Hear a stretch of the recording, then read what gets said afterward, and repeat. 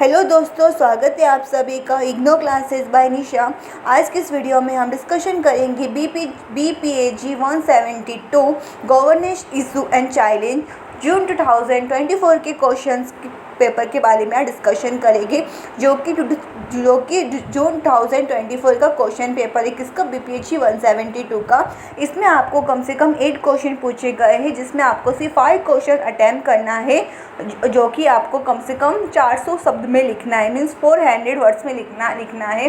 पहले जो question paper हुआ करते थे उसमें कम से कम 500 वर्ड्स में पूछे जाते थे, बट अभी कम से कम आपको 400 वर्ड्स में लिखना है। मतलब आपको कम से कम 400 वर्ड्स में 3 या 4 पेजेस की आपको पेज लिखने की ज़रूरत है। मतलब 400 वर्ड्स में आपको कम से कम 3 या 4 पेजेस लिखना है। तो आइए देखते हैं सेक्शन 1 में क्या पूछा गया है। फर्स्ट क्वेश्चन है, analyse the relationship between globalisation, state, market and civil society. इसमें हमें बताना है, फर्स्ट आपको डेफिनेशन एक्सप्लेन करना है कि ग्लोबलाइजेशन क्या है, स्टेट क्या है, मार्केट क्या है, सिविल सोसाइटी क्या है। फर्स्ट आपको इसका डेफिनेशन एक्सप्लेन करना, मीन्स कॉन्सेप्ट बताना है। फिर आपको इसका रिलेशनशिप बिटवीन क्या क्या है, किसका, ग्लोबलाइजेशन का, स्टेट के साथ में, मार्केट के साथ में और सिविल सोसाइटी के साथ में, वो आपको रिलेशनशिप बताना है। इनका मतलब किस किस से मतलब है, स्टेट से, मार्केट से और सिविल सोसाइटी से। Question number 2, discuss the operational framework of constitutions and the role of state actor in governance. इसमें हमें डिस्कस करना है क्या ऑपरेशनल फ्रेमवर्क इसका कॉन्स्टिट्यूशन का और किसका role state actors in governance का क्या क्या रोल है और क्या ऑपरेशनल फ्रेमवर्क है कॉन्स्टिट्यूशन का, ये डिस्कस करना है। जो क्वेश्चन नंबर 1 है ये मोस्ट इंपॉर्टेंट क्वेश्चन है, अक्सर एग्जाम इसमें से पूछे जाते हैं, जो कि आपको रिलेशनशिप बताना पड़ता है किसका, ग्लोबलाइजेशन का, स्टेट के साथ में, मार्केट के साथ में और सिविल सोसाइटी के साथ में। क्वेश्चन नंबर 2 में जो रोल है ना, the role of state actors in governance, ये क्वेश्चन भी एग्जाम में ज़्यादातर पूछे जाते हैं, तो आपको इस क्वेश्चन पर भी ध्यान देना है। Question number 3, explain the measures for strengthening democracy through governance. इसमें हमें एक्सप्लेन करना है मेजर्स कि किसके लिए स्ट्रेंथन करने के लिए डेमोक्रेसी को, किसके थ्रू, गवर्नेंस के थ्रू क्या क्या मेजर्स है, मतलब क्या क्या मेजर्स है जो हम स्ट्रेंथनिंग के लिए, डेमोक्रेसी की मजबूती मतलब स्ट्रेंथनिंग के लिए जो गवर्नेंस के थ्रू मतलब क्या क्या मेजर्स है, वो हमें इसमें बताना है। फर्स्ट हमें इस गवर्नेंस के बारे में बताना है, फिर उसके क्या क्या मेजर्स है गवर्नेंस के मतलब डेमोक्रेसी के लिए, स्ट्रेंथनिंग के लिए, ये हमें इसमें बताना है। अगर अपने एग्जाम में ज़्यादातर आपको डायग्राम्स या फ्लो चार्ट की या एग्जाम्पल्स की डालने की कोशिश करनी है। ये सारे क्वेश्चन आपको कम से कम 3 या 4 पेजेस में लिखना। अगर आप 3 पेजेस में लिखोगे तो भी आप इजीली मार्क्स स्कोर कर पाओगे, तो आपको ज़्यादातर भर के लिखने की ज़रूरत नहीं है। आप कोशिश कीजिए कि 3-4 पेज लिखो।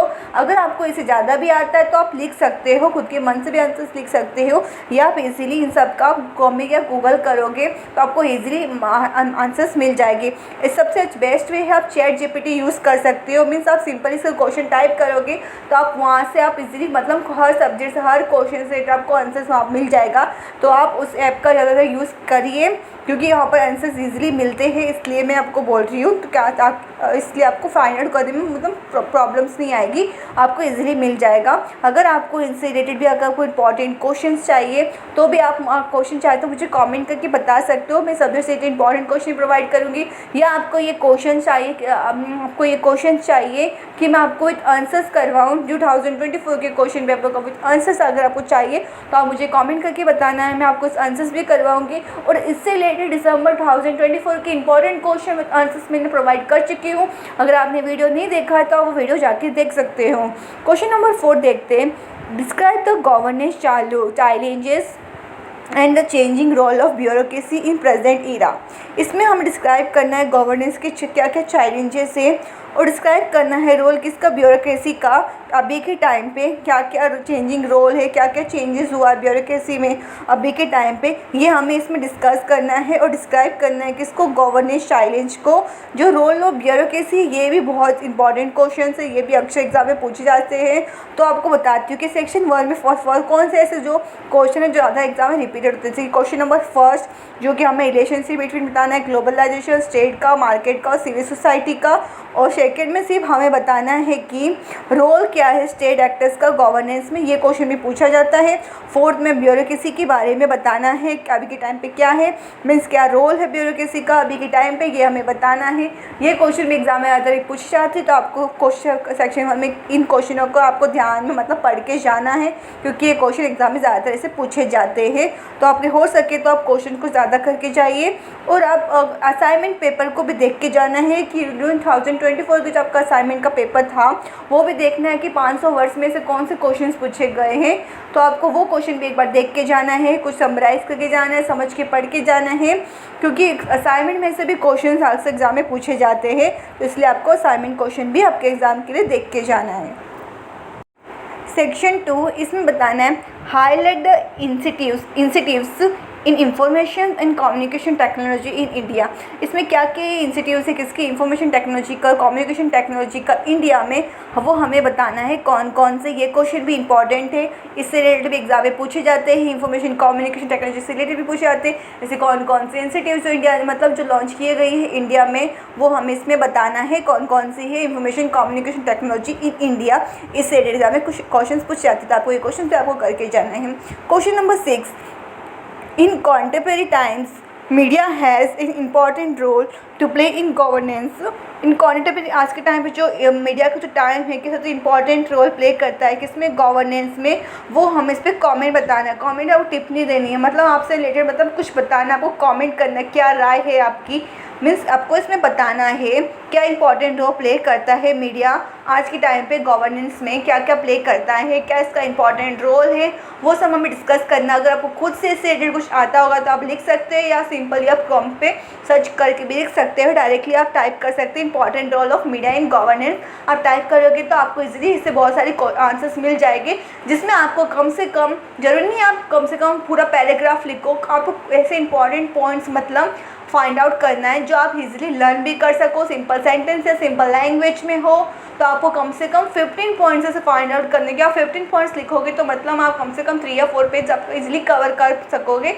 इसलिए 15 पॉइंट्स आपको नोट डाउन करना है और अपने ये 15 पॉइंट्स आपको एग्जाम में यूज़ करना है। क्वेश्चन नंबर 7 देखते हैं, give an overview of suitable human development. ये जो क्वेश्चन है ये अक्सर एग्जाम में पूछे जाते हैं, ये तो most of the important question है। तो इस क्वेश्चन को आपको डेफिनेटली मीन्स आपको कंपलसरी एग्जाम में करके जाना है, क्योंकि अक्सर ये एग्जाम में क्वेश्चन पूछे जाते हैं, चाहे वो शॉर्ट नोट्स में पूछे जाते हैं या लॉन्ग आंसर्स में पूछे जाते हैं, बट ये क्वेश्चन हमेशा एग्जाम में पूछे जाते हैं सस्टेनेबल ह्यूमन डेवलपमेंट से रिलेटेड। तो आपको इससे रिलेटेड हर एक चीज़ पढ़ के जानी है, चाहे इसका डायग्राम हो वो करके जाना है, या सस्टेनेबल डेवलपमेंट का कॉन्सेप्ट करके जाना है, कुछ एग्जांपल्स करके जाने हैं। आपको मतलब आपको कम से कम 3 पेजेस के आंसर्स आपको सस्टेनेबल ह्यूमन डेवलपमेंट से रिलेटेड आपको बनाना है, खुद के नोट्स बनाने हैं और सिंपल लैंग्वेज में बताने की कोशिश करनी कि आप एक दिन में एग्जाम से पहले आप इजीली आप रीड कर सको। तो अपने आंसर्स को आपको ऐसे बताने की कोशिश करनी है। सस्टेनेबल ह्यूमन डेवलपमेंट बहुत इंपॉर्टेंट क्वेश्चन है, आप इससे कम से कम 15 पॉइंट्स करके जाइए और अवॉइड कीजिए अपने आंसर्स को पैराग्राफ पे लिखना। आपको अपने आंसर्स को हमेशा पॉइंट वाइज ही लिखने की कोशिश करनी है, भर भर के पैराग्राफ आपको नहीं लिखना है। अगर आप पॉइंट वाइज लिखोगे तो आप इसे 3 वेज भी कवर कर सकोगे, आपका आंसर्स भी अच्छा दिखेगा और समझ में भी आएगा कि आपने क्या लिखा है। अगर डायग्राम इसमें ऐड करोगे, फ्लो चार्ट्स वगैरह भी आप ऐड करोगे, एग्जांपल्स के साथ आप इसको एक्सप्लेन करोगे, तो इससे क्या होता है आपका आंसर्स और अच्छा दिखता है और आपको स्कोर करने में मदद मिलती है एग्जाम में।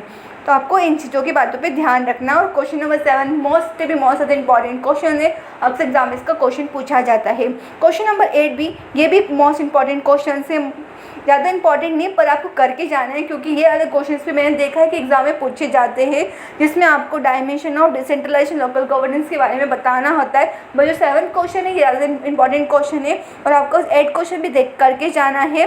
आपको कुछ नहीं करना, सिंपल आपको डायमेंशन बताना है किसका, डिसेंट्रलाइजेशन का, लोकल गवर्नेंस का, और सिंपल इसका डायग्राम भी लिख दोगे। आप कुछ नहीं करना है, फर्स्ट आपको गूगल पे या क्रोमी पे सर्च करना है किसका, डायमेंशन ऑफ डिसेंट्रलाइजेशन, फिर आपको इमेज पे देखना है, वहाँ पर से डायमेंशन मिल जाएगी, इसके डिसेंट्रलाइजेशन की भी मिल जाएगी, लोकल गवर्नेंस की भी मिल जाएगी। फर्स्ट आपको क्या है, डिसेंट्रलाइजेशन का कॉन्सेप्ट एक्सप्लेन करना, मीन्स कॉन्सेप्ट में डिसेंट्रलाइज एग्जिट क्या होता है वो आपने को मतलब नोटबुक में नोट करना है।